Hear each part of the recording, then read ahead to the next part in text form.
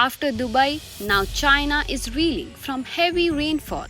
In southern China, torrential rains caused a major portion of a highway to collapse, resulting in the deaths of nearly 36 people.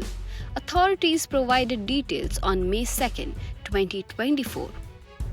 The local government stated that around 2 a.m. on April 1, 2024, approximately 23 vehicles fell into a pit after a 17.9-meter section of the highway slipped. A government statement mentioned that 30 other individuals sustained injuries. Their condition is stable and they are undergoing treatment.